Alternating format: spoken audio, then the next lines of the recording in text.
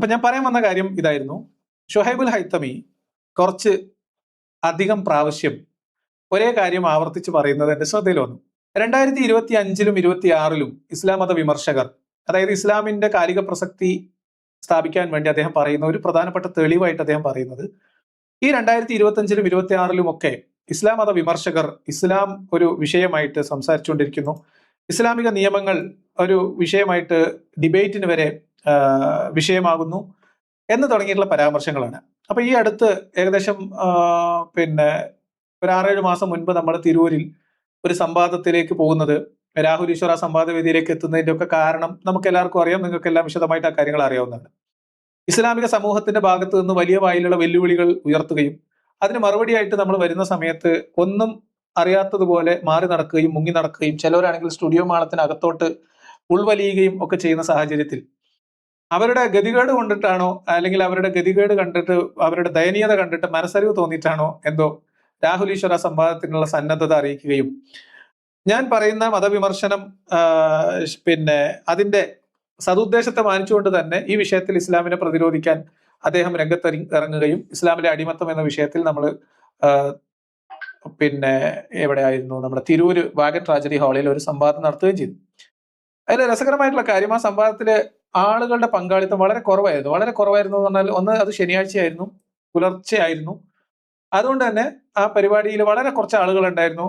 ഒരുപാട് ആളുകൾ ഓൺലൈനിൽ അത് പലരും ശ്രദ്ധിച്ചിട്ടുണ്ട്. പക്ഷെ ആ ഒരു സംവാദം, അല്ലെങ്കിൽ അതിന് മുൻപ് നടന്ന ഷമീറുമായിട്ടുള്ള സംവാദം തൊട്ട് ഈ വിഷയത്തിൽ മനസ്സുടക്കി നിൽക്കുന്ന ഒരാളായിട്ട് എനിക്ക് ഇദ്ദേഹത്തെ തോന്നിയിട്ടുണ്ട്. അതിന്റെ കാരണം എന്താണ് എന്ന് നമുക്ക് ആദ്യം ഒന്ന് പരിശോധിക്കാം.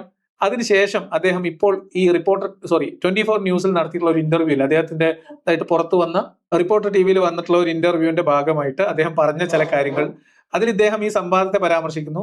ഈ കഴിഞ്ഞ 6 മാസം മുൻപ് നടന്ന സംവാദം കഴിഞ്ഞ ഉടനെ ഒരു പൊതുപരിപാടിയിലും അദ്ദേഹം ഇതേ കാര്യം പരാമർശിക്കുന്നു. അപ്പൊ ഇതിന്റെ കാരണം എന്ന് വെച്ചാൽ, ഇസ്ലാം ഇപ്പോഴും കാലിക പ്രസക്തമാണ് എന്ന് സ്ഥാപിക്കാൻ വേണ്ടി അദ്ദേഹം പറയുന്ന ഒരു തെളിവാണ്, ഇപ്പോഴും ഇസ്ലാം വിട്ടവർ ഇപ്പോഴും ഇസ്ലാമിക വിഷയങ്ങൾ ചർച്ച ചെയ്യുന്നു, ഇസ്ലാമിലെ അടിമത്തം പോലെയുള്ള കാര്യങ്ങളൊക്കെ ഇപ്പോഴും ചർച്ചയ്ക്കെടുക്കുന്നതും ഡിബേറ്റിന് വിഷയമാകുന്നതും അത് ഇസ്ലാമിന്റെ കാലിക പ്രസക്തിക്കും ഇസ്ലാമിന്റെ അജയ്യതക്കുമുള്ള തെളിവായിട്ട് അദ്ദേഹം സ്ഥാപിക്കാൻ ശ്രമിക്കുകയാണ്.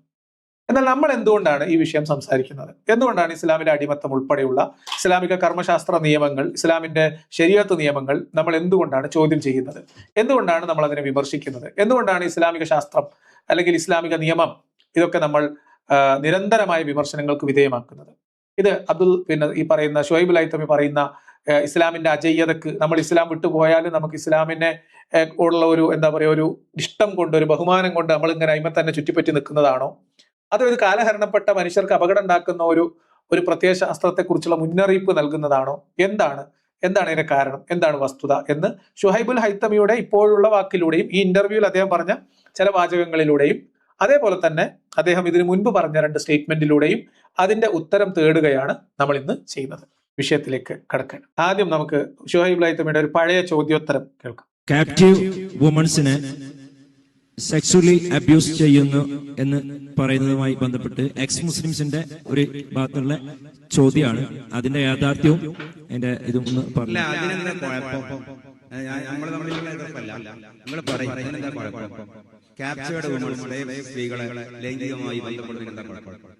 അവർക്ക് ഭർത്താക്കന്മാരുണ്ടായിരിക്കെ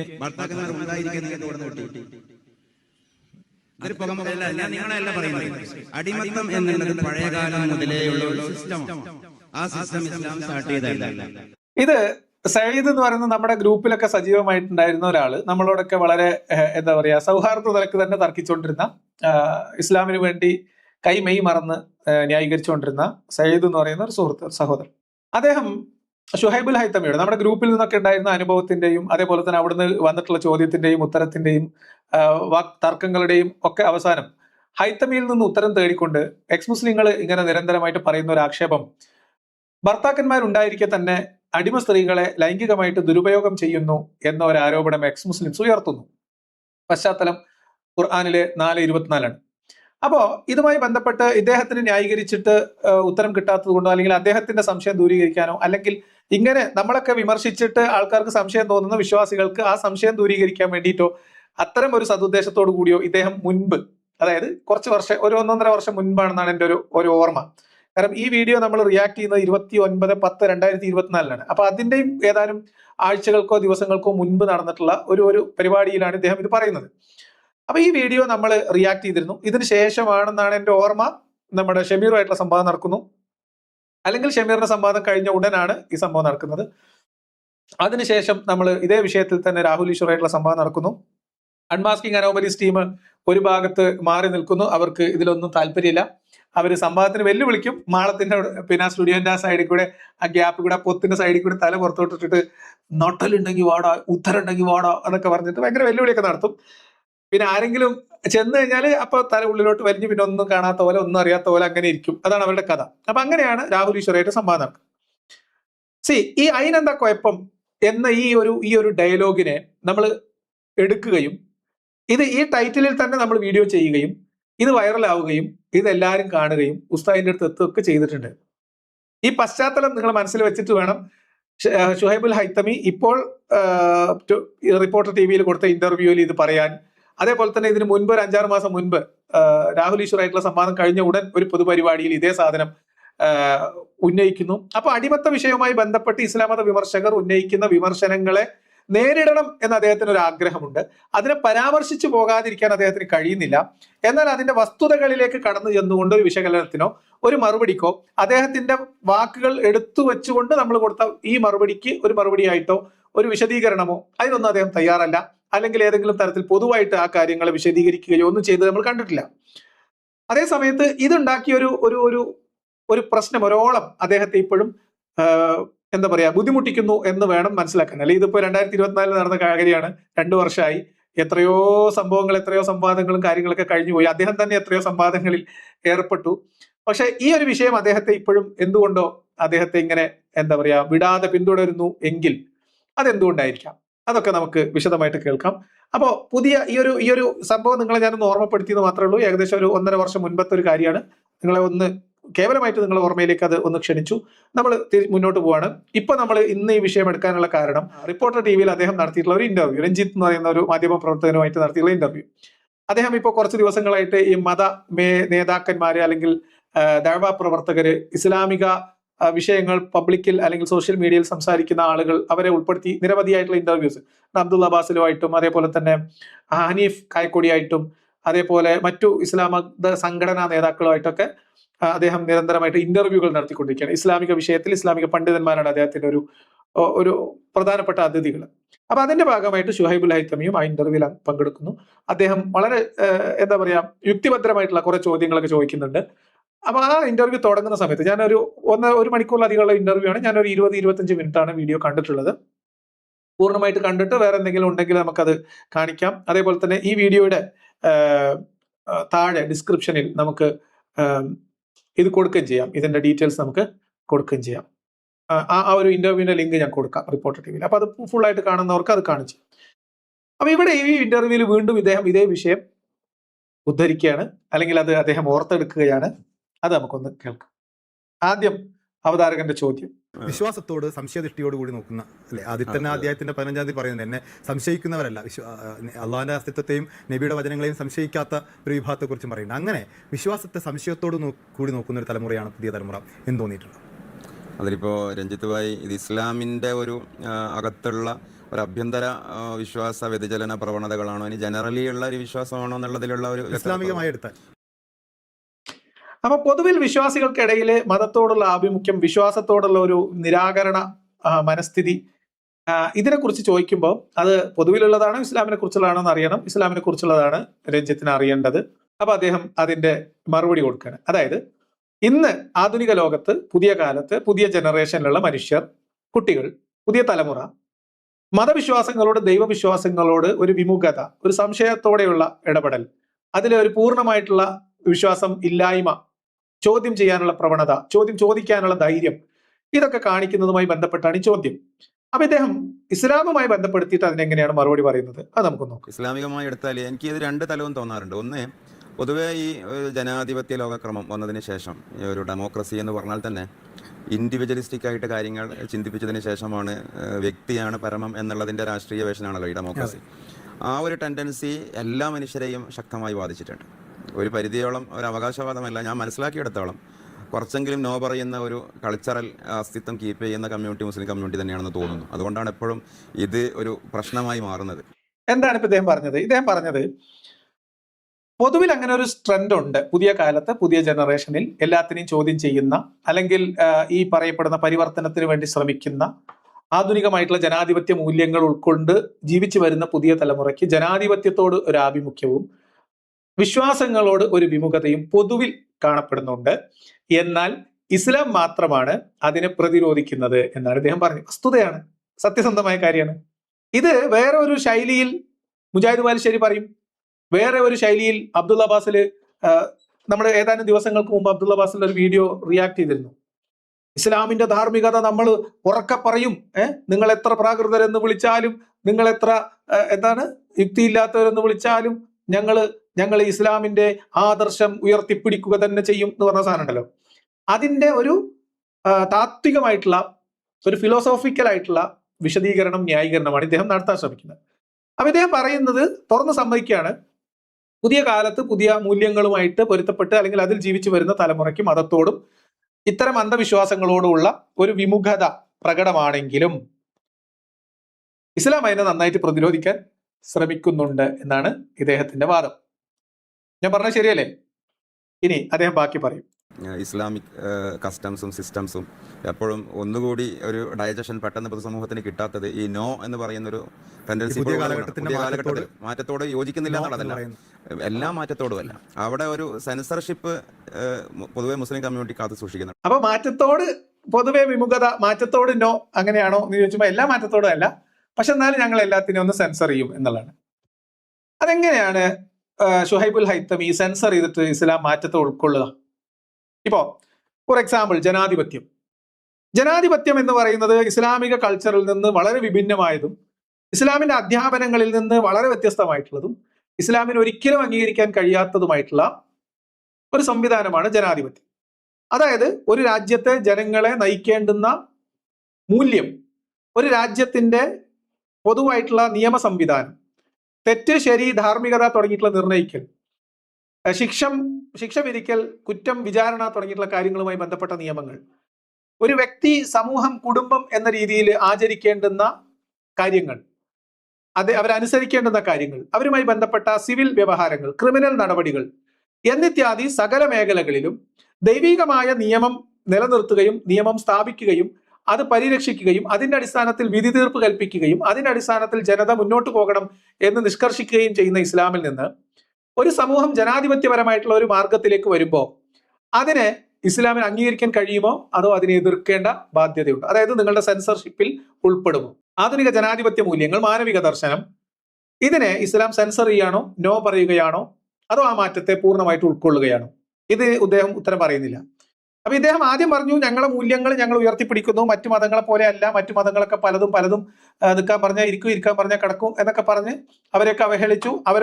അവരൊക്കെ ഈ മാറ്റങ്ങളോട് അങ്ങ് വിധേയപ്പെട്ടു പോകുമ്പോൾ ഇസ്ലാം മാത്രം മാറ്റങ്ങളോട് നോ പറയുകയും അതിനെ എതിർത്ത് നിൽക്കുകയും സാംസ്കാരികമായിട്ടുള്ള ഇസ്ലാമിന്റെ മൂല്യത്തെ മുറുകെ പിടിക്കാൻ ശ്രമിക്കുകയും കടന്നു വരുന്ന മാറ്റങ്ങളെ പ്രതിരോധിക്കാൻ ശ്രമിക്കുകയും നോ പറയുകയൊക്കെ ചെയ്യുന്നു എന്ന് പറയുന്നു. അപ്പൊ മാറ്റങ്ങളെ പ്രതിരോധിക്കുമെന്ന് ഇന്റർവ്യൂ ചെയ്യുന്ന ആൾ ചോദിക്കുമ്പോൾ എല്ലാ മാറ്റങ്ങളും അല്ല എന്നാണ് അദ്ദേഹം പറയുന്നത്. പിന്നെ ഏതൊക്കെ മാറ്റങ്ങളാണ് അദ്ദേഹം തന്നെ പറയട്ടെ.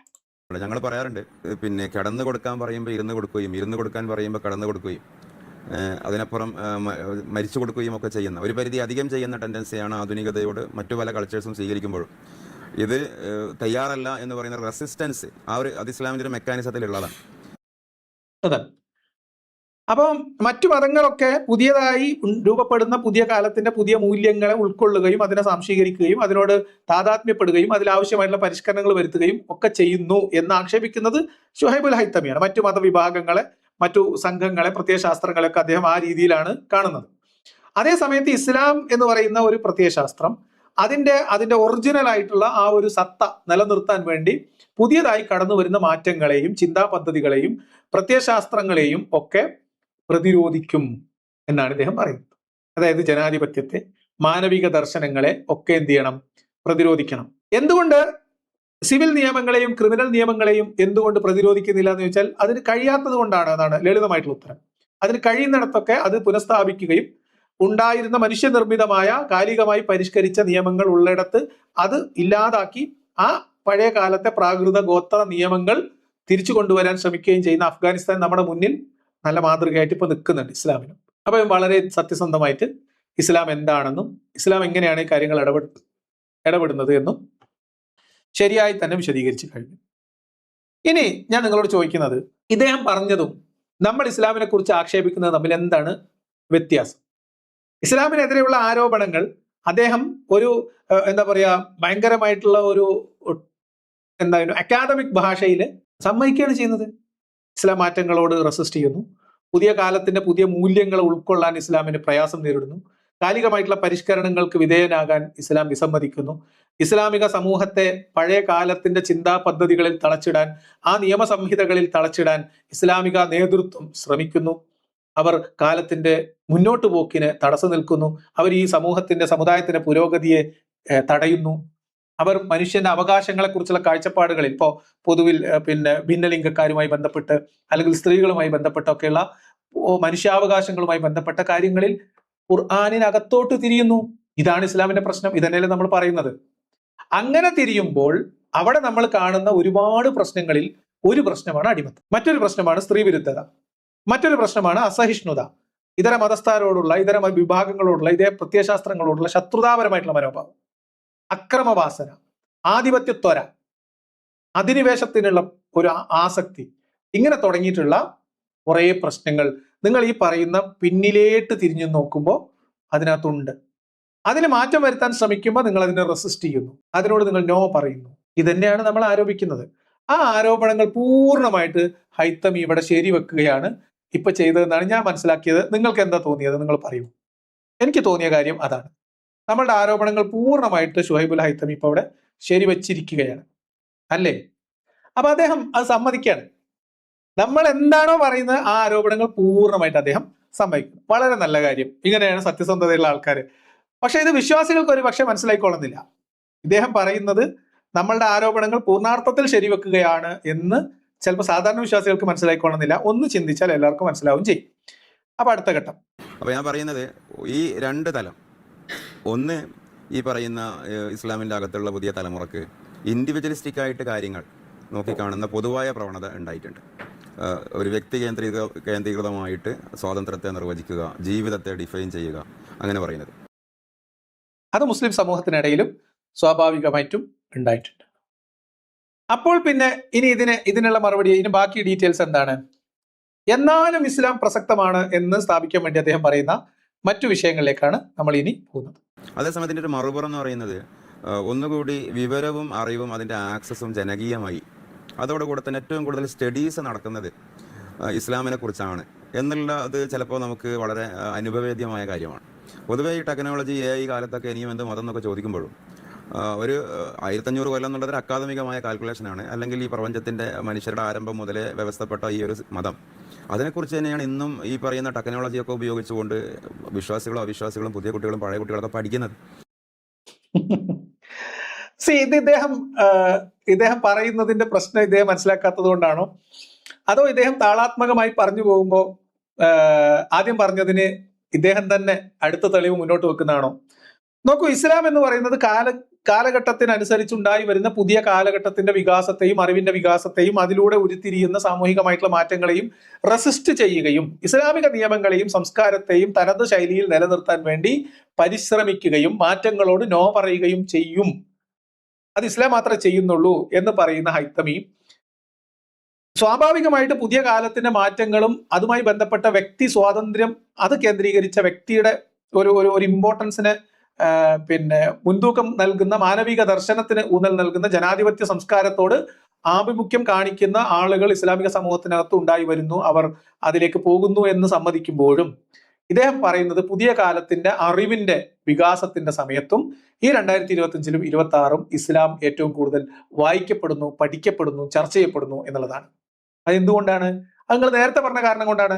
നിങ്ങൾ ഇത് മാറ്റമില്ലാതെ തുടരേണ്ടതാണ് എന്ന് പറയുകയും മാറ്റത്തെ റെസിസ്റ്റ് ചെയ്യുകയും ചെയ്യുമ്പോൾ എന്തുകൊണ്ട് ഇത് പരിവർത്തനത്തിന് വിധേയമാകണം, എന്തുകൊണ്ട് ഇവിടെ പരിഷ്കരണം നടക്കണം, നിങ്ങൾ മാറ്റമില്ലാതെ നിലനിർത്തുന്ന നിയമസംഹിതയുമായി ബന്ധപ്പെട്ട് നിലവിലുള്ള പ്രശ്നങ്ങൾ എന്തൊക്കെയാണ്, അത് മനുഷ്യരെ ഏതൊക്കെ തരത്തിൽ ബാധിക്കുന്നു, അത് കുടുംബങ്ങളെ എങ്ങനെ ബാധിക്കുന്നു, അത് സമൂഹത്തിന് പൊതുവായിട്ടുള്ള മുന്നോട്ട് പോക്കിനെ എങ്ങനെ ബാധിക്കുന്നു, അത് നമ്മൾ ഇന്ന് ആർജിച്ചിട്ടുള്ള മാനവിക ബോധത്തോട് എന്ത് രീതിയിൽ ആണത് ഇടപെടുന്നത് എന്നിത്യാദി കാര്യങ്ങൾ കൗണ്ടർ പറയാൻ വേണ്ടി ഇത് കൂടുതൽ വായിക്കുന്നു. വിശ്വാസത്തിനകത്ത് നിൽക്കുന്നവർ വിശ്വാസം ഊട്ടിയുറപ്പിക്കാൻ എന്തെങ്കിലും പഴുതുണ്ടോ എന്ന് നോക്കി വായിക്കുന്നു. വിശ്വാസത്തെ വിമർശിക്കുന്നവർ വിശ്വാസത്തെ വിമർശിക്കുമ്പോൾ കൃത്യമായ തെളിവിന്റെയും റെഫറൻസിന്റെയും അടിസ്ഥാനത്തിൽ വസ്തുനിഷ്ഠമായ വിമർശനം നടക്കണം എന്നതിലേക്ക് വായിക്കുന്നു. നമ്മൾ അങ്ങനെ വായിക്കുന്ന വിശദാംശങ്ങൾ പൊതുജനങ്ങളുടെ ഇടയിൽ ചർച്ചയ്ക്ക് വെക്കുന്നു. ആ ചർച്ച കേൾക്കുന്ന ആളുകൾ ഇത് വിലയിരുത്താൻ വേണ്ടി വായിക്കുന്നു. ചിലവർ നമുക്ക് മറുപടി പറയാൻ വേണ്ടി വായിക്കുന്നു, ചിലവർ സത്യം മനസ്സിലാക്കാൻ വേണ്ടി വായിക്കുന്നു, ചിലവർ വായിച്ച് കാര്യങ്ങൾ മനസ്സിലാക്കുന്നു. അപ്പൊ ഇന്ന് ഇസ്ലാം പഠിക്കപ്പെടുന്നു, ഇസ്ലാം ചർച്ച ചെയ്യപ്പെടുന്നു എന്ന് പറഞ്ഞാൽ നിങ്ങൾ നേരത്തെ പറഞ്ഞ കാലഹരണപ്പെട്ട നിയമസംഹിതയെ കെട്ടിപ്പിടിച്ചിരിക്കുന്ന ഒരു വിഭാഗത്തെ, അല്ലെങ്കിൽ ഈ മനുഷ്യരെ അതിനകത്ത് തളച്ചിടാൻ ശ്രമിക്കുന്ന ഒരു പൗരോഹിത്യ വൃന്ദത്തെ, ഒരു മത നേതൃത്വത്തെ, സംഘടനാ നേതൃത്വത്തെ, മതത്തിന്റെ നിയമ സംവിധാനങ്ങളെ, രാഷ്ട്രീയ രൂപങ്ങളെ എതിർക്കാൻ വേണ്ടി, അവരെ കാര്യങ്ങൾ പറഞ്ഞ് ബോധ്യപ്പെടുത്താൻ വേണ്ടി, അല്ലെങ്കിൽ ഈ കെണിയിൽ അകപ്പെട്ട് കിടക്കുന്ന മനുഷ്യർക്ക് വസ്തുത മനസ്സിലാക്കി കൊടുക്കാൻ വേണ്ടി ഇത് വ്യാപകമായി വായിക്കപ്പെടുകയാണ്. പലതും വിസ്മൃതിയിലായി, പല ഗ്രന്ഥങ്ങളും വിസ്മൃതിയിലായി, പല ഗ്രന്ഥങ്ങളും ആരും തിരിഞ്ഞു നോക്കുന്നില്ല എന്ന് പറഞ്ഞാൽ അതിന്റെ അർത്ഥം അത് ആളുകൾ മൈൻഡ് ചെയ്യാണ്ടായി എന്നുള്ളതാണ്. അപ്പൊ ആളുകൾ വായിച്ചും പരിശോധിച്ചും കൺഫേം ചെയ്തും ഇത് ഇത്രയൊക്കെ ഉള്ളൂ എന്ന് മനസ്സിലാക്കുന്നതിന്റെ ലക്ഷണമാണ് നിങ്ങൾ കാണുന്നത്. പുതിയ കാലത്തിന്റെ വായന അതിന്റെ സൂചനയാണ്. അല്ലാതെ അത് ഇസ്ലാമിന്റെ പ്രസക്തിയെ അല്ല, ഇസ്ലാം കാലഹരണപ്പെട്ടു എന്ന് പുതിയ കാലത്തെ ആളുകൾ കൺഫേം ചെയ്യുന്നതിനുമായി ബന്ധപ്പെട്ടാണ് ആ വായനയെ നിങ്ങൾ കാണേണ്ടത്. ഈ വായന അതിലേക്കാണ് പോകുന്നത്. ഇനി അദ്ദേഹത്തിന്റെ മറ്റൊരു സ്റ്റേറ്റ്മെന്റ്, ഇനി അദ്ദേഹത്തിന്റെ അടുത്ത തെളിവാണ് ഞാൻ നേരത്തെ പറഞ്ഞ സാധനം, അടിമത്തം. എനിക്ക് വളരെ കൗതുകം തോന്നിയൊരു കാര്യം, 2025-4 തന്നെയാണെന്ന് തോന്നുന്നു, കഴിഞ്ഞ കൊല്ലം ഇവിടെ തിരൂരിൽ ഈ എസൻസിൻ്റെ നിരീശ്വരവാദികളുടെ പരിപാടി നടന്നപ്പോൾ, എനിക്ക് കറക്റ്റ് ആ വർഷം ചിലപ്പോൾ മാറിയിട്ടുണ്ടായേക്കാം, ഓഗസ്റ്റിലായിരുന്നു ഏതായാലും. അതിൽ ഒരു ചർച്ചാ വിഷയം എന്താണെന്ന് ചോദിച്ചിട്ടുണ്ടെങ്കിൽ ഇസ്ലാമിലെ അടിമത്തം മാനവികമോ എന്നുള്ളതാണ്. അത് ഈ വലതുപക്ഷ എസൻസ് ആണോ നടത്തിയത്, ഇനി അങ്ങനെയല്ല, അതിൻ്റെ മറുപക്ഷം ഉണ്ടല്ലോ, അവരാണ് നടത്തി ഓർക്കുന്നില്ല. അതിലൊരു ഭാഗം പറഞ്ഞത് ഇസ്ലാമിലെ അടിമത്തത്തിൻ്റെ മാനവിക വശം അവതരിപ്പിക്കാൻ വേണ്ടി പേര് കണ്ടത് രാഹുൽ ഈശ്വറിനെയാണ്. അതിൻ്റെ ഓപ്പോസിറ്റ് ഭാഗം പറഞ്ഞത് ഇസ്ലാമിൽ നിന്ന് പുറത്തുപോയി എന്ന് പറയുന്ന മറ്റൊരു കക്ഷിയുമാണ്. നോക്കൂ, ഇവിടെ ഷുഹൈബുൽ ഹൈത്തമി എന്ന് പറയുന്ന വ്യക്തി ഇത്തരം പരാമർശങ്ങൾ നടത്തുന്നതിലുള്ള ഒരു ഒരു ഒരു എന്താ പറയാ, ഒരു വൈരുദ്ധ്യം, ഇദ്ദേഹത്തിന്റെ രീതിയിലുള്ള ഒരു വൈരുദ്ധ്യം ഞാൻ നിങ്ങളെ ചൂണ്ടിക്കാണിക്കാം. ഒന്ന്, ഇദ്ദേഹം കാര്യങ്ങളെ വളരെ സൂക്ഷ്മമായി കാണുകയും സൂക്ഷ്മ തലത്തിൽ വിശദീകരിക്കുകയും അതിന്റെ ഫിലോസോഫിക്കലായിട്ടുള്ള ആംഗിളിലൂടെ കടന്നുപോയി അതിന്റെ ദാർശനികമായിട്ടുള്ള ഭാഷ ഉപയോഗിച്ചുകൊണ്ട് സംസാരിക്കുകയും ചെയ്ത വളരെ സൂക്ഷ്മമായിട്ട് കാര്യങ്ങൾ സംസാരിക്കുന്ന ആളാണ്. വളരെ സൂക്ഷ്മാർത്ഥത്തിൽ ഖുർആനിനെയൊക്കെ വായിച്ച്, അതേപോലെ തന്നെ പുരാതനമായിട്ടുള്ള കൃതികളിലെ ഏതെങ്കിലുമൊക്കെ ഡീകോഡ് ചെയ്തെടുത്ത വാക്കുകളും ഖുർആനിന്റെ വാചകങ്ങളും തമ്മിലുള്ള സാമ്യത്തെയൊക്കെ വിശദീകരിക്കുന്ന ഇദ്ദേഹം ഈ പറഞ്ഞത് മുഴുവൻ തെറ്റായ കാര്യങ്ങളാണ്, മുഴുവൻ തെറ്റാണ്. ഇത് ഇദ്ദേഹത്തിന് അറിയാത്തതാണോ, അറിയാൻ കഴിയാത്തതാണോ, അല്ലെങ്കിൽ ഒരു വർഷത്തിനിടയിൽ 2 തവണ പരാമർശിക്കുന്ന ഒരു വിഷയം, ഇദ്ദേഹത്തിന്റെ മനസ്സിൽ സദാ നിഴലിക്കുന്ന ഒരു വിഷയം, അത് കൃത്യമായിട്ടുള്ള വസ്തുത കണ്ടെത്താൻ അദ്ദേഹത്തിന് പ്രയാസം ഉണ്ടായിട്ടാണോ? അല്ല. ഒന്ന്, അത് എസൻസ് സംഘടിപ്പിച്ച പരിപാടിയല്ല, സമ്മേളനമല്ല. അത് ഇസ്ലാമിലെ അടിമത്തം എന്ന വിഷയത്തിൽ നടന്ന ഒരു സംവാദം മാത്രമാണ്, സംവാദത്തിന് വേണ്ടി മാത്രം തയ്യാറാക്കിയതാണ്. അതൊരു സംഘടനയെ നടത്തിയ പരിപാടിയല്ല, അത് നമ്മൾ തന്നെ കോർഡിനേറ്റ് ചെയ്ത് നമ്മൾ തന്നെ സംഘടിപ്പിച്ച പരിപാടിയാണ്. അതിന്റെ സംഘാടകരും സംവാദകനും ഞാൻ തന്നെയാണ്. അപ്പൊ ഇത് അദ്ദേഹത്തിന് അന്വേഷിച്ചാൽ മനസ്സിലാവുന്ന കാര്യമുള്ളൂ, അല്ലെങ്കിൽ അദ്ദേഹം ഈ കാര്യങ്ങൾ എവിടുന്നാണെന്ന് മനസ്സിലാക്കുന്ന അവർക്ക് അറിയാവുന്ന കാര്യമുള്ളൂ. ഇനി അദ്ദേഹം എന്റെ വീഡിയോ കണ്ടിട്ടുണ്ടെങ്കിൽ ആ വീഡിയോയിനകത്ത് കൃത്യമായിട്ട് ആ കാര്യമുണ്ട്. അപ്പൊ എന്തുകൊണ്ടാണ് അത് പറയാത്തത്? അത് പറയാൻ എന്താണ് അദ്ദേഹത്തിന് ഒരു ബുദ്ധിമുട്ട്? എന്നിട്ട് ഇദ്ദേഹത്തിന് എന്റെ പേരറിയില്ല, അദ്ദേഹത്തിന് എന്റെ പേരറിയാം. ഇദ്ദേഹം ഈ കാര്യങ്ങളൊക്കെ വീക്ഷിക്കുന്ന അദ്ദേഹത്തിന് എന്റെ പേരറിയില്ല എന്ന് അദ്ദേഹം അഭിനയിക്കുന്നത് പോലെ എനിക്ക് തോന്നി. എന്തോ ആവട്ടെ, ചിലപ്പോൾ അല്ലെങ്കിൽ എന്റെ പേര് പറഞ്ഞു കഴിഞ്ഞാൽ അങ്ങനെ ഒരു പ്രശസ്തി തരണമെന്ന് വിചാരിച്ചിട്ടായിരിക്കും, എന്തൊക്കെ ആയാലും. പക്ഷെ ആ സംഭവം അദ്ദേഹത്തിന്റെ മനസ്സിൽ ഇപ്പോഴും തങ്ങി നിൽക്കുന്നുണ്ട്. ഇനി അദ്ദേഹം ആ ഒരു സംഭവത്തെ അദ്ദേഹം അത്ഭുതപ്പെടുത്തി. ഇനി ഇദ്ദേഹത്തിന് ഈ പേര് അറിയാമായിരുന്നു, അല്ലെങ്കിൽ ഇദ്ദേഹം ഈ കാര്യം ഇതിനു മുൻപ് സംസാരിച്ചപ്പോ എങ്ങനെയാ സംസാരിച്ചത്, അതുകൂടി നമുക്കൊന്ന് കേൾക്കാം. ഇതൊരു 5-6 മാസം മുൻപത്തെയാണ്, അതുകൂടി ഇതിനോട് ചേർത്ത് നമുക്കൊന്ന് കേൾക്കാം. ഈ അടുത്ത കാലത്ത് തിരൂരിലൊരു സംവാദമുണ്ടായി. അന്ന് അവിടെ നടന്ന ചർച്ചയുടെ വിഷയം ഇസ്ലാമിലെ അടിമത്തം മാനവികമോ എന്നുള്ളതായിരുന്നു.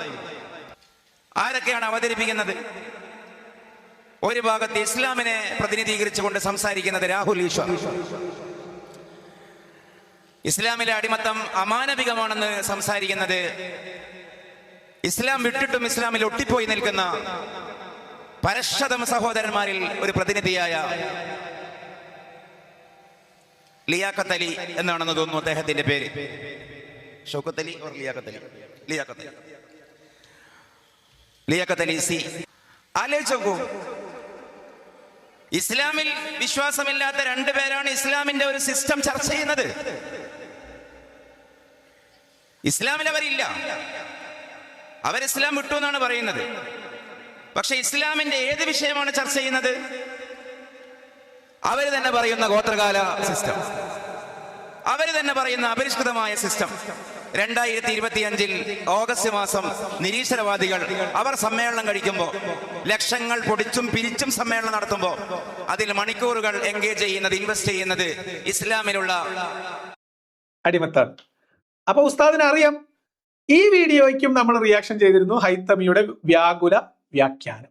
ഇതും നമ്മൾ റിയാക്ട് ചെയ്തിരുന്നു. അപ്പൊ ഇദ്ദേഹത്തിന് എന്റെ പേരറിയാം. ഷൗക്കത്താണോ ലിയാഖത്താണോ എന്ന് സംശയം ഉണ്ടായപ്പം ഇതിന് മുൻപ് സംസാരിച്ച ആള് ലിയാഖത്ത് അലി എന്ന് തിരുത്തി കൊടുത്തു. ലിയാഖത്ത് അലി എന്ന് തിരുത്തി കൊടുത്തപ്പോൾ എന്റെ ഇനീഷ്യൽ അദ്ദേഹത്തിന് മനസ്സിലാവും ചെയ്യും. ചിലപ്പോൾ മറന്നുപോയതായിരിക്കും, മനുഷ്യനല്ലേ. ഇപ്പൊ റിപ്പോർട്ടർ ടിവിയുടെ പരിപാടിയിലേക്ക് വരുമ്പോൾ അദ്ദേഹം ചിലപ്പോൾ ഒരു പക്ഷെ എന്റെ പേര് മറന്നുപോയതായിരിക്കാം. പക്ഷെ നോക്കൂ, ഇവിടെ അദ്ദേഹം പറയുന്നത് ഇസ്ലാമിലെ അടിമത്തം മാനവികമോ എന്നാണ് ചർച്ച. അങ്ങനെ ഒരു ചർച്ചയേ ഉണ്ടായിട്ടില്ല. അടിമത്തം മാനവികമോ എന്ന ടൈറ്റിൽ ചർച്ച ചെയ്യാനും മാത്രം തലക്കോളമുള്ള ആളല്ല ഞാൻ. അടിമത്തം മാനവികമോ എന്ന് ചോദിക്കുന്ന ചോദ്യം ഇസ്ലാമിലെ അടിമത്തം അത്ര മാത്രമേ ഉണ്ടായിരുന്നുള്ളൂ. അപ്പൊ ഇസ്ലാമിലെ അടിമത്തം മാനവികമാണ് എന്ന് വ്യാഖ്യാനിക്കുന്ന, എന്ന് ന്യായീകരിക്കുന്ന ഒരു കൂട്ടം ആളുകൾ. അടിമത്തം മാനവികമാണോ? അല്ല. പക്ഷെ ഇസ്ലാമിലെ അടിമത്തം മാനവികമാണ്. ഇതാണ് ഷുഹൈബുൽ ഹൈത്തമി ഉൾപ്പെടെയുള്ള ഇസ്ലാമിക സംഘത്തിന്റെ വാദം. മറ്റടിമത്തൊക്കെ പ്രശ്നമാണ്. എല്ലായിടത്തും അടിമകൾ അങ്ങനാക്കി ഇങ്ങനാക്കി. ഞങ്ങൾ നോക്കൂ, ഞങ്ങൾ അടിമേനെ മുത്തേ, പൊന്നേ, കൊച്ചിർക്ക, കുഞ്ഞുകുട്ടിയെ, കുഞ്ഞുമോനെ, കുഞ്ഞുമോളെ എന്ന് വിളിച്ചു. ഞങ്ങൾ അടിമേ അടിമേ എന്ന് പോലും വിളിക്കരുത് എന്ന് പറഞ്ഞു എന്നാണ് ഞങ്ങളെ നേതാവ് പഠിപ്പിച്ചു. ഒരിക്കലും നിങ്ങൾ അടിമയെ അടിമേ എന്ന് വിളിക്കരുത്. അതിപ്പോ നിങ്ങൾ എന്ത് പേര് വിളിച്ചാലും അടിമ അടിമേ.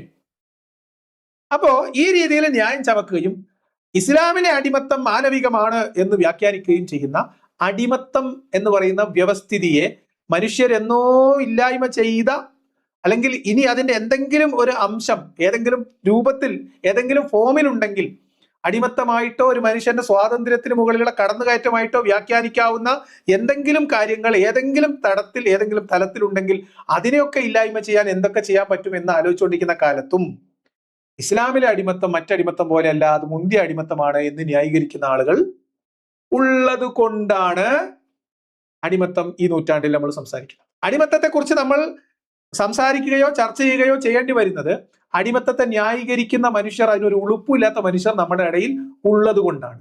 റേപ്പിനെ ന്യായീകരിക്കാം. ഈ അടുത്ത് നമ്മൾ ആ സ്റ്റുഡിയോ മാളത്തിൽ കുത്തിയിരിക്കുന്ന അലവലാദികളുടെ ഒരു ന്യായീകരണം കേട്ടു. അലവലാദികളുടെ ന്യായീകരണം എന്താ പറഞ്ഞത്? നിങ്ങൾ യുദ്ധത്തിൽ കൊല്ലുമ്പോൾ നിങ്ങൾ കൺസെന്റ് ചോദിക്കാറുണ്ടോ? പിന്നെ റേപ്പ് ചെയ്യാൻ മാത്രം എന്തിനാ കൺസെന്റ് എന്നാണ് ന്യായം. ഈ ന്യായം ഈ 21-ാം നൂറ്റാണ്ടിൽ ഒരുത്തനെ കൊണ്ട് പറയിപ്പിക്കുന്നത് ഇസ്ലാം എന്ന് പറയുന്ന മതം അടിമത്തത്തെ അനുവദിച്ചു കൊടുത്തത് കൊണ്ടും അടിമ സ്ത്രീകളെ റേപ്പ് ചെയ്യാൻ അനുവാദം കൊടുത്തുകൊണ്ട് ആയത്തിറക്കിയത് കൊണ്ടും അത് വിശ്വസിക്കൽ അവന്റെ നിർബന്ധ ബാധ്യതയായതുകൊണ്ടും മരണം വരെയും ഇതിനു വേണ്ടി നിലനിൽക്കൽ അവന്റെ മതപരമായ ബാധ്യതയായതുകൊണ്ടുമാണ്. അല്ലെങ്കിൽ തലക്ക് വെളിവുള്ള ഏതെങ്കിലും ഒരു ചെറുക്കൻ ഈ കാലഘട്ടത്തിൽ അടിമത്തത്തെ ന്യായീകരിക്കുമോ? ഇതുകൊണ്ടാണ് നമ്മൾ ഇത് ചർച്ച ചെയ്യുന്നത്. അപ്പൊ ഷുഹൈബുൽ ഹൈത്തമിക്ക് അറിയാം, എന്നെ അറിയാം, സംഭവം അറിയാം, എന്തുകൊണ്ടാണെന്ന് അറിയാം. ഇനി ഇദ്ദേഹം ഇതെന്താണെന്നാണ് ഇദ്ദേഹം പറയണത്? ഇദ്ദേഹം പറയുന്നത് ഇത്തരത്തിൽ ഇപ്പോഴും ഇദ്ദേഹത്തെ അത്ഭുതപ്പെടുത്തുന്നത്, ഇപ്പോഴും ഇതൊക്കെ ചർച്ച ചെയ്യുന്നത് ഇസ്ലാം ഇപ്പോഴും പ്രാക്ടിക്കലായിട്ട് നിലനിൽക്കുന്ന ഒരു മതമാണ്, ഇതൊരു പ്രസക്തമായ പ്രത്യയശാസ്ത്രമാണ് എന്നുള്ളൊരു തെളിവാണെന്നൊക്കെ. പക്ഷെ എന്നെ അത്ഭുതപ്പെടുത്തിയ കാര്യം, ഈ 2025 മലയാളികൾക്ക് ഇതൊരു പ്രധാനപ്പെട്ട വിഷയമാവുന്നുണ്ടല്ലോ. ഇസ്ലാമിലുള്ള ഒരു മതപണ്ഡിത സഭയുടെ ചർച്ചയല്ല അത്. മതപണ്ഡിതന്മാരും മതം പഠിക്കുന്ന കുട്ടികളും തമ്മിലുള്ള ഒരു സെമിനാറും അല്ല. മതം വിട്ടിട്ട് നിരീശ്വരവാദം പ്രചരിപ്പിക്കണം, സ്വതന്ത്ര ചിന്ത പ്രചരിപ്പിക്കണം, യുക്തിവാദം പ്രചരിപ്പിക്കണം എന്ന് പറയുന്നിടത്തും ആളുകൾക്ക് കൂടുതൽ ആളുകളെ ആകർഷിക്കുന്ന ഒരു വിഷയമായിട്ട് അത് മാറുമ്പോൾ അതൊരു സാറ്ററിക്കലി ആവാം, പരിഹാസമാവാം, എന്തുമാവാം. പക്ഷെ ഇപ്പോഴും അതൊരു ഫംഗ്ഷനാലിറ്റി നിലനിൽക്കുന്നുണ്ട് എന്നുള്ളതിൻ്റെ ഒരു തലം ഞാനിവിടെ ഉദാഹരിച്ചത്. ഈ പുതിയ കാലം എന്നൊക്കെ നമ്മൾ പറയുമ്പോഴും ഈ കൂടുതൽ ഈ പഠിക്കാനുള്ള അവസരം വർദ്ധിക്കുന്നതിനനുസരിച്ചുകൊണ്ട് ഇസ്ലാം മുന്നോട്ട് വെക്കുന്ന തിയോളജിക്കലി അല്ലെങ്കിൽ എപ്പിസ്റ്റമോളജിക്കലി സ്പിരിച്വലി ഉള്ള കണ്ടന്റുകൾ തന്നെയാണ് വാലിഡ് എന്ന് തിരിച്ചറിയാൻ കൂടി പറ്റുന്നതാണ്. ഇസ്ലാമിന്റെ കണ്ടന്റ് വാലിഡ് ആണ് എന്നതിന്റെ തെളിവാണത്രേ ഇന്നും നമ്മൾ അടിമത്ത വിഷയത്തെ ചർച്ച ചെയ്യുന്നത്. എങ്ങോട്ട് ഈ പറഞ്ഞു പോകുന്നത്? എന്തുകൊണ്ടാണ് നമ്മൾ അടിമത്തം ചർച്ച ചെയ്യുന്നത്?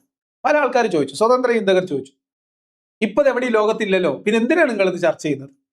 ഞാൻ അടിമത്ത വിഷയത്തിൽ ഊന്നി ഇസ്ലാം മത വിമർശനത്തിലെ ചർച്ചകൾ മുന്നോട്ട് കൊണ്ടുപോകുമ്പോൾ അതിൽ ഏറ്റവും പ്രധാനപ്പെട്ട ഒരു വിഷയമായിട്ട് അടിമത്തം ഉന്നയിക്കാനുള്ള പ്രധാനപ്പെട്ട 2-3 കാരണങ്ങളുണ്ട്. ഒന്ന്, ഏത് സാധാരണ മനുഷ്യന് മനസ്സിലാകുന്ന, വളരെ ലളിതമായിട്ട് മനസ്സിലാക്കി കൊടുക്കാൻ കഴിയുന്ന, ഏറ്റവും മനുഷ്യത്വഹീനമായിട്ടുള്ള ഒരു നിയമമാണ് അല്ലെങ്കിൽ ഒരു സിസ്റ്റമാണ് എന്ന ആളുകൾക്ക് പറഞ്ഞ് പെട്ടെന്ന് മനസ്സിലാവുന്ന ഒരു കാര്യമാണ് അടിമത്തം. അതുകൊണ്ട് ഏറ്റവും ലളിതമാണ്, ഏറ്റവും പെട്ടെന്ന് ആളുകൾക്ക് മനസ്സിലാക്കാൻ കഴിയുന്നതാണ്.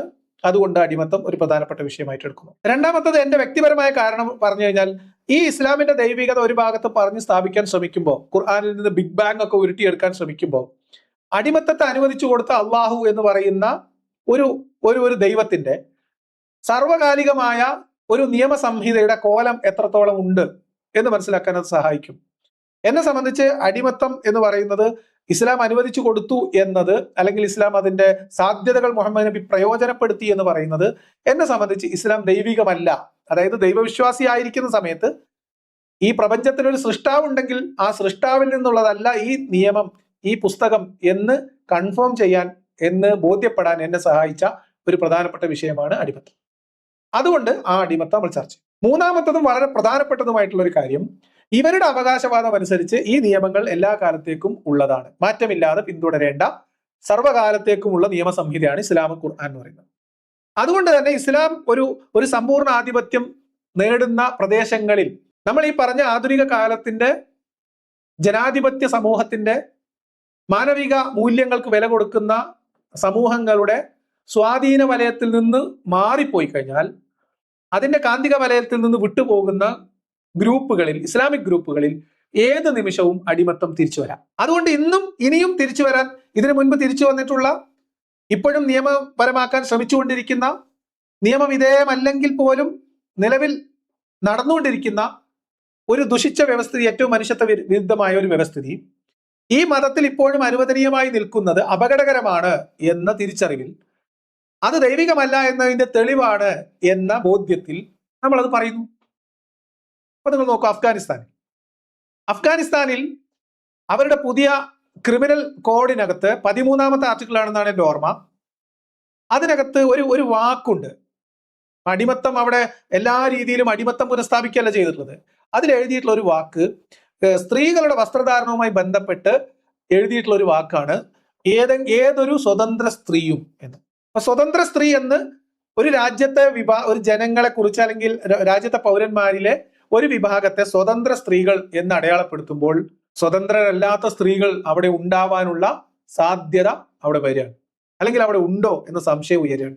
അടിമത്തത്തിന്റെ പരിധിയിൽ നമുക്ക് എണ്ണാവുന്ന പല പ്രശ്നങ്ങളും ഇസ്ലാമിന്റെ ശരീഅത്ത് നിയമങ്ങളുടെ വെളിച്ചത്തിൽ, തണലിൽ അവിടെ പുനരുജ്ജീവിപ്പിക്കപ്പെടുകയാണ്. അപ്പൊ ഇസ്ലാമിൽ അനുവദിക്കപ്പെട്ട ഒരു കാടൻ നിയമം, ഒരു പ്രാകൃത നിയമം, ഒരു വ്യവസ്ഥിതി, അത് ഇസ്ലാമിൽ ഹറാമല്ലാത്ത കാലത്തോളം ഇസ്ലാം ശക്തി കേന്ദ്രീകരിക്കുന്ന പ്രദേശങ്ങളിൽ തിരിച്ചു വരാനുള്ള സാധ്യത കൂടുതലാണ്. അതുകൊണ്ട് അതിന്റെ അപകടം തിരിച്ചറിയുകയും അതിനെക്കുറിച്ച് ബോധവൽക്കരണം നടത്തുകയും ചെയ്യുക എന്നത് വളരെ പ്രധാനം. ISIS സമയത്തും ബോക്കോ ഹറാമിന്റെ സമയത്തും പിന്നെ ആഫ്രിക്കയിലും ഒക്കെ ഇതിന് സമാനമായിട്ടുള്ള സംഭവങ്ങൾ കണ്ടിട്ടുണ്ട്. ISIS യസീദി പെൺകുട്ടികളെ ഇതുപോലെ പിടികൂടുകയും അടിമച്ചന്തകൾ കച്ചവടം നടത്തുകയും ചെയ്തിട്ടുണ്ട്. ബോക്കോ ഹറാം ഒരു സ്കൂളിലെ മൊത്തം കുട്ടികളെ പിടിച്ചോണ്ട് പോവുകയും അവരെ വില പറഞ്ഞ് വിൽക്കുകയും ചെയ്യുന്ന ചിത്രം നമ്മൾ കണ്ടിട്ടുണ്ട്. അപ്പൊ ഇത് ഇസ്ലാമിൽ അനുവദിക്കപ്പെട്ട ഒരു നീചമായ വ്യവസ്ഥിതിയെ, ഇസ്ലാമിനകത്ത് എന്തോ മഹത്തരമായ എന്തോ സാധനമാണ്, ഇതൊരു പഞ്ചാരക്കട്ടയാണ് എന്ന് വിചാരിക്കുന്ന വിശ്വാസികളോട് അവരെ അത് ബോധ്യപ്പെടുത്താനുള്ള ഒരു വിഷയമായിട്ട് അടിമത്തം നമ്മൾ നിരന്തരമായി ചർച്ച ചെയ്യണം. ഇസ്ലാമിന്റെ ദൈവികത എന്ന അവകാശവാദത്തിന്റെ ആണിക്കല്ല് തകർക്കുന്ന, അല്ലെങ്കിൽ അടിവേര് തകർക്കുന്ന സാധനമാണ് ഇസ്ലാം അനുവദിച്ചു കൊടുത്ത അടിമത്തം. ഇനി ഇത് എവിടെയുള്ളത്? ഇത് ഖുർആനിലുണ്ട്, ഹദീസിലുണ്ട്, ഇപ്പോഴും നമ്മളെ നാട്ടിൽ പഠിപ്പിക്കപ്പെടുന്ന കർമ്മശാസ്ത്ര ഗ്രന്ഥങ്ങളിലുണ്ട്, നമ്മുടെ പള്ളി ദർസുകളിൽ ഓതി പഠിക്കുന്ന കിതാബുകളിൽ അടിമ വ്യവസ്ഥിതി, അതുമായി ബന്ധപ്പെട്ട നിയമങ്ങൾ ഇപ്പോഴും പഠിപ്പിക്കുന്നുണ്ട്. എന്തിന്? ഷുഹൈബ് ലൈത്തബി മറുപടി പറയട്ടെ. ഇപ്പോഴും നമ്മുടെ പള്ളി ദർസുകളിലും മദ്രസകളിലും അടിമത്തവുമായി ബന്ധപ്പെട്ട നിയമങ്ങൾ, അടിമ സ്ത്രീ, അടിമ പുരുഷനുമായിട്ട് ബന്ധപ്പെട്ട നിയമങ്ങൾ, അടിമ സ്ത്രീയുടെ ഔറത്ത്, അടിമ കച്ചവടവുമായി ബന്ധപ്പെട്ട നിയമങ്ങൾ പള്ളി ദർസുകളിൽ, ഫത്വൽ മുഅയ്യനിൽ, ഉംദയിൽ, ഇതൊക്കെ പഠിപ്പിക്കപ്പെടുന്നതിന്റെ ലോജിക്ക് എന്താ? കാരണം ഇസ്ലാമിൽ അനുവദിക്കപ്പെട്ട ഒരു വ്യവസ്ഥിതി, അതുമായി ബന്ധപ്പെട്ട വ്യവഹാരങ്ങളെക്കുറിച്ചുള്ള നിയമങ്ങൾ അറിഞ്ഞിരിക്കുക ഇസ്ലാമിക കർമ്മശാസ്ത്രവുമായി ബന്ധപ്പെട്ട് പാണ്ഡിത്യം നേടുന്ന ഒരാളെ സംബന്ധിച്ച് ആവശ്യമുണ്ട്. എന്ന് പറഞ്ഞാൽ അടിമത്തം ഇസ്ലാമിലുണ്ട്, അതുകൊണ്ട് അതിന് നിയമവുമുണ്ട്, അതിന് വ്യവസ്ഥിതികളുണ്ട്. ആ വ്യവസ്ഥകൾ, അതിന്റെ നിയമങ്ങൾ, അതുമായി ബന്ധപ്പെട്ട കാര്യങ്ങൾ ഇതൊക്കെ പഠിച്ചിരിക്കൽ ഒരു ഇസ്ലാമിക കർമ്മശാസ്ത്രം പഠിക്കുന്ന ഒരാളെ സംബന്ധിച്ച് ആവശ്യമായിട്ട് വരും. കാരണം അത് അള്ളാഹിന്റെ നിയമമാണ്. പലതും വിട്ട് കളഞ്ഞിട്ട് ബാക്കി പകുതി പഠിച്ചാൽ മതി എന്ന് പറയാൻ പറ്റില്ല. അതുകൊണ്ടാണ് അടിമത്തം നമ്മൾ ഇപ്പോഴും ചർച്ചയാവുന്നത്. അടിമത്തം നമ്മൾ മാത്രം ചർച്ച ചെയ്യുന്നതല്ല. അടിമത്തങ്ങൾ മദ്രസയിൽ പിന്നെ പൂർണ്ണാർത്ഥത്തിൽ ഉണ്ട് എന്നല്ല, പക്ഷെ ദർസുകളിൽ, പള്ളി ദർസുകളിലും അറബി കോളേജുകളിലും ഇപ്പോഴും കർമ്മശാസ്ത്രം പഠിപ്പിക്കുന്നവർ പഠിക്കുന്നുണ്ട്, അവർ പഠിപ്പിക്കുന്നുണ്ട്. അതുകൊണ്ട് നിങ്ങൾ പഠിപ്പിക്കുകയും നിങ്ങൾ ന്യായീകരിക്കുകയും ചെയ്തുകൊണ്ടിരിക്കുന്ന ഒരു ദുഷിച്ച വ്യവസ്ഥിതിയെ, അതൊരു മോശം വ്യവസ്ഥിതിയാണെന്നും മനുഷ്യത്വ വിരുദ്ധമായൊരു സാധനമാണെന്നും അത് അംഗീകരിക്കാൻ പറ്റില്ലാത്തതാണെന്നും അത് തള്ളിക്കളയേണ്ടതാണെന്നും ഇതൊക്കെ ഇത്രയും അപകടം പിടിച്ച സാധനങ്ങൾ ഇതിനകത്തുണ്ട് എന്നും ഇതിനകത്ത് പെട്ടുപോയ മനുഷ്യരോട് പറയണം. അതിന് വേണ്ടിയിട്ടാണ് നമ്മൾ വിമർശിക്കുന്നത്. അല്ലാതെ ഇസ്ലാം ഭയങ്കര കാലിക പ്രസക്തമാണ് എന്നുള്ളതിന് തെളിവായിട്ടല്ല അടിമത്തം ചർച്ചയാവുന്നത് എന്ന് സാമാന്യമായിട്ട് മനസ്സിലാക്കാനുള്ള ശേഷിയില്ലാത്ത ആളൊന്നല്ല പിന്നെ ഷുഹൈബുൽ ഹൈത്തമി. അദ്ദേഹം നല്ല കണ്ണിങ് ആയിട്ട് കാര്യങ്ങൾ അറിയുന്ന, അദ്ദേഹം പഠിക്കുന്ന, അദ്ദേഹം പറയുന്ന ആളാണ്. അതുകൊണ്ട് അദ്ദേഹത്തിന് എന്റെ പേര് ഓർമ്മയില്ലാത്തതോ സംഭവം ഓർമ്മയില്ലാത്തതോ അത് ആര് പരിപാടി സംഘടിപ്പിച്ചതാണെന്നോ ഒന്നും അറിയാത്ത ഒന്നല്ല. അതേപോലെ തന്നെ അടിമത്തം എന്തുകൊണ്ട് ഇപ്പോൾ ചർച്ച ചെയ്യപ്പെടുന്നു, എന്താണ് മതവിമർശകർ, പ്രത്യേകിച്ച് ഞാൻ ഈ അടിമത്ത വിമർശനം കൊണ്ട് എന്താണ് ഉദ്ദേശിക്കുന്നത് എന്ന് ഷുഹൈബുൽ ഹൈത്തമിക്ക് അറിയാത്തതേ അല്ല. അദ്ദേഹത്തിന് എല്ലാം അറിയാം. പക്ഷെ അദ്ദേഹത്തിന്റെ ഞാൻ നേരത്തെ പറഞ്ഞ ആ താത്വികമായിട്ടുള്ള അവലോകന പാഠവം ഇതിനെ മറച്ചു പിടിക്കാനും ഇതിനെ ലഘൂകരിക്കാനും ഈ പ്രശ്നത്തെ കവറപ്പ് ചെയ്യാനും വേണ്ടി ഉപയോഗിക്കുന്നു എന്ന് മാത്രമേ ഉള്ളൂ. കാപ്റ്റീവ് വുമൺസിനെ സെക്സ്വലി അബ്യൂസ് ചെയ്യുന്നു എന്ന് പറയുന്നതുമായി ബന്ധപ്പെട്ട് എക്സ് മുസ്ലിംസിന്റെ ഒരു ഭാഗത്തുള്ള ചോദ്യമാണ്. അതിന്റെ യാഥാർത്ഥ്യവും അതിന്റെ ഇതും ഒന്ന് അല്ല, അതിനെന്താ കുഴപ്പം? നമ്മൾ തമ്മിലുള്ള എതിർപ്പല്ല. നിങ്ങൾ പറയും അതിനെന്താ കുഴപ്പം? ക്യാപ്ചേർഡ് വുമൺസിലെ സ്ത്രീകളെ ലൈംഗികമായി ബന്ധപ്പെടുന്നതിനെന്താ കുഴപ്പം? അവർക്ക് ഭർത്താക്കന്മാരുണ്ടായിരിക്കെ ഞാൻ നിങ്ങളെല്ലാം പറയുന്നത് അടിമത്തം എന്നുള്ളത് പഴയകാലം മുതലേയുള്ള ഒരു സിസ്റ്റമാണ്. ആ സിസ്റ്റം ഇസ്ലാം സ്റ്റാർട്ട് ചെയ്തതല്ല.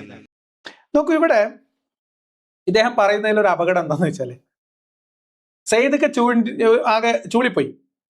ഭർത്താക്കന്മാരുണ്ടായിരിക്കുക നിങ്ങൾക്ക് എവിടുന്ന് കിട്ടി എന്ന് ചോദിക്കുമ്പോൾ അത് ഖുറാനിലുണ്ട്, ഖുറാനിൽ നിന്ന് കിട്ടിയത് എന്ന് അദ്ദേഹത്തിന് ഒരു പക്ഷെ പറയണമെന്നുണ്ടാവും, പക്ഷെ അദ്ദേഹത്തിന് പറയാൻ കഴിയുന്നില്ല. പുകമറ സൃഷ്ടിച്ചത് ഇവിടെ ഹൈത്തമിയാണ്. ഖുറാൻ 4:24 വളരെ കൃത്യമായിട്ട് പറയുന്നുണ്ട്, മറ്റുള്ളവരുടെ വിവാഹ ബന്ധത്തിലിരിക്കുന്ന സ്ത്രീകൾ നിങ്ങൾക്ക് നിഷിദ്ധമാണ്, നിങ്ങളുടെ വലം കൈ ഉടമപ്പെടുത്തിയവർ ഒഴികെ എന്ന് പറഞ്ഞാൽ ഒരു സംഭവം നിങ്ങൾക്ക് നിഷിദ്ധമാണ്, ഒന്ന് അതിൽ എക്സെപ്ഷൻ കൊടുത്താൽ അതിന്റെ അർത്ഥം എന്താ? അത് അനുവദനീയമാണ് എന്നർത്ഥം. ഇത് ഏത് സന്ദർഭത്തിൽ സാഹചര്യത്തിൽ അവതരിച്ചതാണെന്നും ഇതുമായി ബന്ധപ്പെട്ട ഹദീസും ഇതിന്റെ തഫ്സീറും വായിച്ചാൽ ഏതാൾക്കും മനസ്സിലാവും. ഭർത്താക്കന്മാരുണ്ടായിരിക്കുക എന്ന് എവിടുന്ന് കിട്ടി? ഖുറാനിൽ നിന്ന് കിട്ടി, 4:24 നിന്ന് കിട്ടി.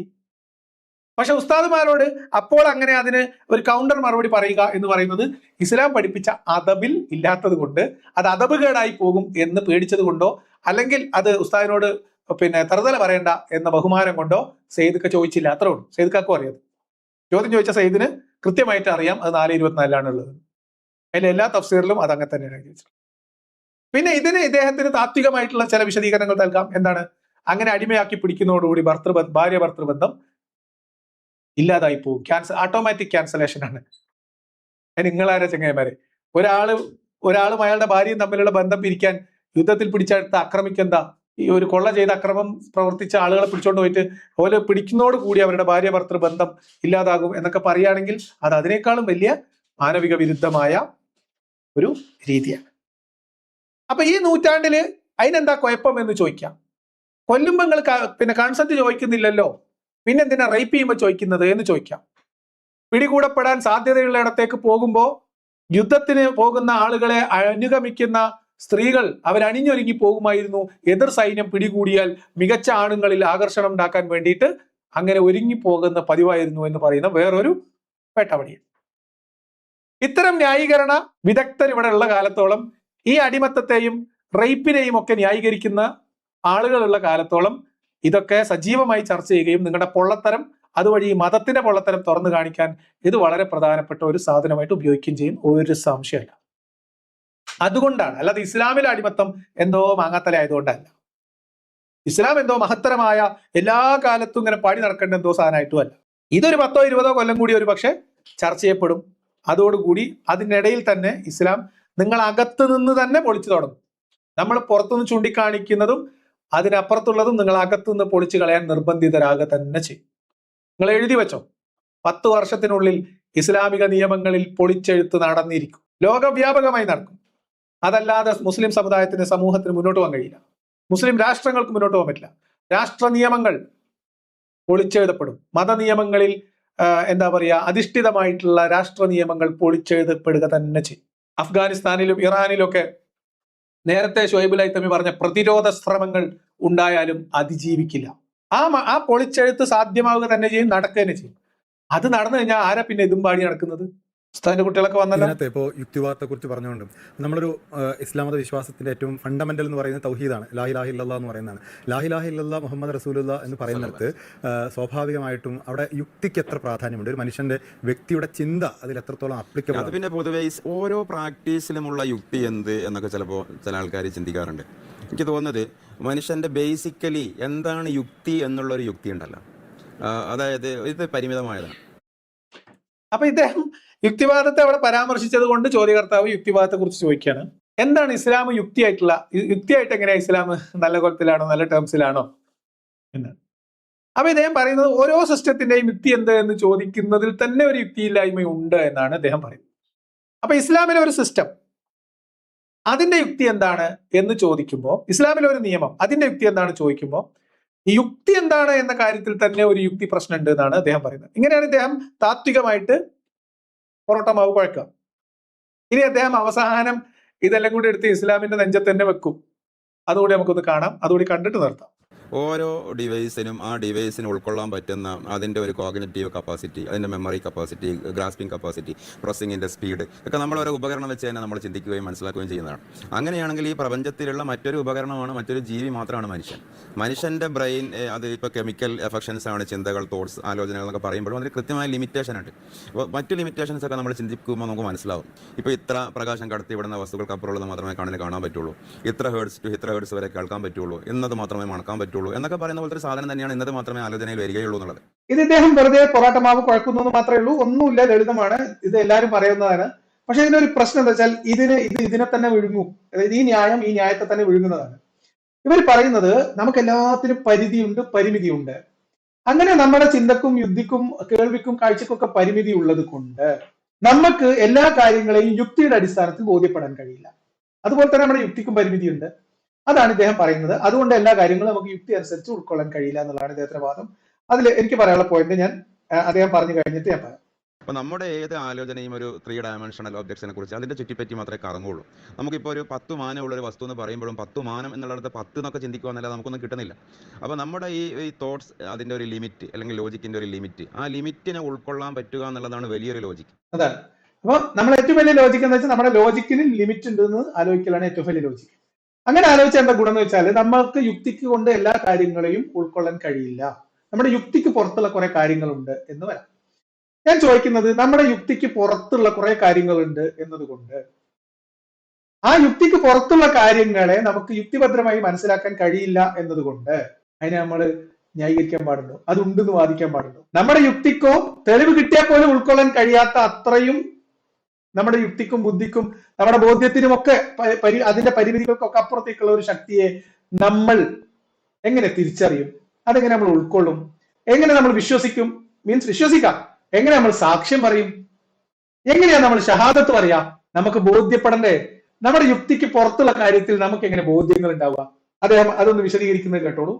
അപ്പോൾ അതനുസരിച്ചുകൊണ്ട് ഈ പറയുന്ന ലാ ഇലാഹ ഇല്ലല്ലാഹ് മുഹമ്മദ് റസൂലുള്ളാഹ് എന്നുള്ള ഒരു ആത്യന്തികമായ ഈ പ്രാപഞ്ചികതയുടെ ഒരു കീവേഡ്സ്, ആ വേർഡ്സ് പറയുന്നതാണ് പരമസത്യം എന്ന് ഉൾക്കൊള്ളുക എന്നുള്ളതായിരിക്കും പ്രധാനപ്പെട്ട ലോജിക്ക്. ഇത് ബാസിൽ പറഞ്ഞ കാര്യം തന്നെ. അങ്ങനെ നമ്മളുടെ ബുദ്ധിക്കും ശക്തിക്കും പുറത്തുള്ള ഒരു ശക്തി ഉണ്ട് എന്ന് തിരിച്ചറിഞ്ഞാൽ ആ ശക്തി എന്താണോ പറഞ്ഞത് അത് വിശ്വസിക്കലാണ് യുക്തി. പിന്നെയും പറഞ്ഞത് നമുക്ക് ബുദ്ധിക്ക് യുക്തിക്ക് ശക്തിക്ക് ഒക്കെ പരിമിതികളുണ്ട്. അതുകൊണ്ട് ആത്യന്തിക ശക്തിയായിട്ടുള്ള ആത്യന്തിക സത്യമായിട്ടുള്ള പ്രപഞ്ചത്തിന്റെ കീവേഡ് ആയിട്ടുള്ള ലാ ഇലാഹ ഇല്ലല്ലാഹ് മുഹമ്മദ് റസൂലുള്ളാഹിൽ വിശ്വസിക്കലാണ് യുക്തി. ഹൈത്തം ഇങ്ങനെ തത്വശാസ്ത്രം പറഞ്ഞ് ചിരിപ്പിക്കല്ലേ? എന്താ നിങ്ങൾ പറഞ്ഞത്? നമുക്കിതിനെ പുറത്തുള്ളതിനെ കുറിച്ച് ഉൾക്കൊള്ളാൻ കഴിയില്ല. നമ്മുടെ എല്ലാത്തിനും പരിമിതി ഉള്ളതുപോലെ നമ്മുടെ യുക്തിക്കും പരിമിതിയുണ്ട്. അപ്പൊ പിന്നെ നമ്മൾ ലാ ഇലാഹ ഇല്ലല്ലാഹ് മുഹമ്മദ് റസൂലുള്ളാഹി എന്ന പ്രപഞ്ചത്തിന്റെ കീവേഡിൽ വിശ്വസിക്കലാണ് യുക്തി. അതെന്ത് യുക്തിയാ? എന്താ ഈ ലാ ഇലാഹ ഇല്ലല്ലാഹ്, എന്താ മുഹമ്മദ് റസൂലുള്ളാഹ്, എന്തിന്റെ അടിസ്ഥാനത്തിൽ ഞങ്ങൾ പറയുന്നത്? എങ്ങനെ ലാ ഇലാഹ ഇല്ലല്ലാഹ് മുഹമ്മദ് റസൂലുള്ളാഹ് പ്രപഞ്ചത്തിന്റെ കീവേഡ് ആയത്? അതെങ്ങനെ കീവേഡ് ആക്കിയത്? ആരാക്കിയത്? ആ ഒരു സെന്റൻസിനെ ഉൾക്കൊള്ളുക എന്നുള്ളതല്ല. നമുക്കറിയാത്ത ഒരു ലോകം, നമുക്കറിയാത്ത ഒരു സിസ്റ്റമാണ് നമ്മൾ അടങ്ങുന്ന സിസ്റ്റത്തെ മുന്നോട്ട് കൊണ്ടുപോകുന്നത് എന്നുള്ള മനുഷ്യന്റെ അതോറിറ്റിയെ യുക്തിക്ക് സംബന്ധിക്കുന്ന അപ്പുറത്തുള്ളതിനെ അവിടെ വ്യാഖ്യാനിച്ച് വെച്ചിട്ടുണ്ട് എന്നുള്ളതാണ്. ചോദ്യം വളരെ കൃത്യ ചോദ്യമാണ്. അതായത് നമ്മളുടെ ചിന്തക്കും ബുദ്ധിക്കും യുക്തിക്കും ഒക്കെ അപ്പുറത്തേക്കുള്ള എന്തോ ശക്തിയാണ് നമ്മളെ നയിച്ചു കൊണ്ടുപോകുന്നത് എന്ന് നമ്മൾ ചിന്തിക്കണം. അതെങ്ങനെ നമ്മൾ ചിന്തിക്കാം? ഇത് നമ്മളുടെ കാഴ്ചക്ക് അപ്പുറത്തേക്കുള്ള, നമ്മുടെ പരിധിക്ക് അപ്പുറമുള്ള ഒരു കാര്യത്തെ നമ്മൾ കാണുന്നു അല്ലെങ്കിൽ കാണുക എന്ന് പറയുന്ന പോലെ തന്നെയാണ് നമ്മുടെ കേൾവിയുടെ ആ ഒരു സ്പെക്ട്രത്തിനകത്ത് വരാത്ത ഒരു ശബ്ദം നമ്മൾ കേൾക്കുന്നു എന്ന് വാദിക്കുന്നതിന് സമാനമാണ് നിങ്ങളുടെ യുക്തിക്ക് നിരക്കാത്ത, യുക്തിയുടെ പുറത്തുള്ള ഒരു കാര്യത്തിൽ, നിങ്ങളുടെ യുക്തിക്ക് ഉൾക്കൊള്ളാൻ കഴിയാത്ത, നിങ്ങളുടെ യുക്തിയുടെ പരിമിതിക്ക് അപ്പുറത്തുള്ള ഒരു കാര്യത്തിൽ യുക്തി കണ്ടെത്തുക എന്നത് നിങ്ങൾ കാണാത്തൊരു കാര്യം കണ്ടു എന്ന് പറയുന്നത് പോലത്തെ കള്ളസാക്ഷ്യം. അതുകൊണ്ടാണ് ഞാൻ എല്ലാ സമയത്തും പറയുന്നത് അഷ്ഹദു അല്ലാ ഇലാഹ ഇല്ലല്ലാഹ് വ അഷ്ഹദു അന്ന മുഹമ്മദ് റസൂലുള്ളാഹ് എന്ന നുണയാണ് ഒരു ഇസ്ലാം മത വിശ്വാസിയായി നിർണയിക്കുന്ന ഘടകം. കള്ളസാക്ഷ്യം, ഒരു കള്ളസത്യത്തിന്റെ മുകളിലാണ് ഓരോ വിശ്വാസിയുടെയും വിശ്വാസം നിലനിർത്തിയിട്ടുള്ളത്. അപ്പൊ ഇദ്ദേഹം ചോദിക്കുന്നത് യുക്തിക്കും പുറത്തുള്ള എല്ലാ കാര്യങ്ങളും അവിടെ പൂർണ്ണമായിട്ട് വ്യാഖ്യാനിച്ചു വെച്ചിട്ടുണ്ടോ എന്നാണ്. അദ്ദേഹം പറയുന്നത് ഇല്ല എന്ന് തന്നെയാണ്. ഇനി അദ്ദേഹം പറയട്ടെ അവസാനം. മനുഷ്യന്റെ ഇപ്പോഴത്തെ ചിന്തയുടെ ലിമിറ്റിന് അപ്പുറത്തുള്ളത് അവിടെ കണ്ടെത്തി വെച്ചിട്ടുണ്ട്. അങ്ങനെ ഒരു സാധ്യതയുണ്ടെന്നും ലിമിറ്റ് ഉണ്ടെന്നും തിരിച്ചറിയുമ്പോൾ പിന്നെ നമ്മളൊരു വിനയാന്യതനാകുന്ന വിനയാന്യതനാവേണ്ട ഒരു ബാധ്യത അവിടെ ഉണ്ടല്ലോ. തീർച്ചയായിട്ടും ഉണ്ട്. നമ്മളുടെ കഴിവിനും പരിമിതിക്കും പരിധിക്കും അപ്പുറത്തേക്കുള്ള എന്തൊക്കെയോ ഉണ്ട് അല്ലെങ്കിൽ ഉണ്ടാവാം എന്ന ചിന്തയിൽ നമുക്ക് വിനയാന്യുതനാവാം, അന്വേഷണത്വരയുള്ള ആളാവാം, പഠിക്കാൻ ശ്രമിക്കുന്ന ആളാവാം, ഒക്കെ ആവാം. പക്ഷെ ഇസ്ലാമിൽ ഉള്ളത് ഈ വിനയാന്യുതനാവലാണോ? എന്തൊക്കെയോ ഉണ്ട് എന്നുള്ളതാണോ? അത് അന്വേഷിക്കാനുള്ള ഒരു ജിജ്ഞാസയാണോ? അല്ലല്ലോ. ഇതെല്ലാം അൾട്ടിമേറ്റ് ആയിട്ട് നിർണയിക്കപ്പെട്ടു എന്ന് ഉറച്ചു വിശ്വസിക്കുകയും ആ ദൈവത്തിൽ നിന്ന് അവതരിപ്പിക്കപ്പെട്ട ഒരു ഗ്രന്ഥമുണ്ട് എന്ന് കള്ളസാക്ഷ്യം പറയും ചെയ്യണം. എത്ര കള്ളസാക്ഷ്യം പറയണം? ഇസ്ലാം കാര്യങ്ങൾ പോട്ടെ, ഈമാൻ കാര്യങ്ങൾ, അള്ളാഹുൽ വിശ്വസിക്കാം, യുക്തിയുണ്ടോ? കള്ളസാക്ഷ്യം. പ്രവാചകൻ വിശ്വസിക്കുക, മലക്കുകൾ വിശ്വസിക്കുക, അന്ത്യനാളിൽ വിശ്വസിക്കുക, എല്ലാ വിശ്വാസങ്ങളും എന്താണ്? കള്ളസത്യങ്ങളാണ്, കള്ളവിശ്വാസങ്ങളാണ്. യാതൊരു തെളിവ് ലോജിക്കും ഇല്ലാത്ത ഇദ്ദേഹം പറഞ്ഞ വിനയാന്യുതനാവലല്ല ഇസ്ലാം. ഇസ്ലാം എല്ലാത്തിന്റെയും അവസാന വാക്കാണ് എന്ന് വിശ്വസിക്കുകയും അത് പ്രചരിപ്പിക്കുകയും അതിന് ആധിപത്യം സ്ഥാപിക്കാൻ വേണ്ടി ശ്രമിക്കുകയും ചെയ്യുക എന്ന് പറയുന്ന അക്രമത്തിന്റെ പേരാണ് ഇസ്ലാം. അല്ലാതെ നമുക്കറിയാത്ത എന്തൊക്കെയോ ഉണ്ട് എന്ന ജിജ്ഞാസയോ അതുവഴി ഉണ്ടാകുന്ന വിനയമോ അറിവില്ലായ്മയോ അജ്ഞതയെക്കുറിച്ചുള്ള ഒരു ജ്ഞാനം ഉണ്ടായി വരുമ്പോൾ ഉണ്ടാകുന്ന ഒരു വിനയഭാവം എന്നല്ല ഇസ്ലാം. ഇസ്ലാം എല്ലാത്തിനും ഉത്തരമുണ്ട് എന്ന് പറയുന്ന അഹങ്കാരമാണ്. ഇസ്ലാം എല്ലാത്തിനും മുകളിൽ അധീശത്വം സ്ഥാപിക്കണം എന്ന് ആഗ്രഹിക്കുന്ന അക്രമവാസനയും. അല്ലാതെ ഷുഹൈബ് ലൈത്തമി പറഞ്ഞ വിനയമൊന്നും അല്ല ഇസ്ലാം. അതുകൊണ്ടാണ് ഇസ്ലാം വിമർശിക്കപ്പെടുന്നത്. ഇതിന്റെ പിന്നിലൊക്കെ എന്തോ ശക്തി ഉണ്ടാവാം എന്ന് ചിന്തിക്കുകയും അത് അന്വേഷിക്കുകയും അതിനെക്കുറിച്ച് ആലോചിക്കുകയും ചെയ്യുന്നത് വഴി ഒരു മനുഷ്യനുണ്ടാവുന്ന ആത്മീയമായ ഒരു എന്താ പറയാ, ഒരു നൈർമല്യം എന്നൊക്കെ പറയാം, അതല്ല ഇസ്ലാം.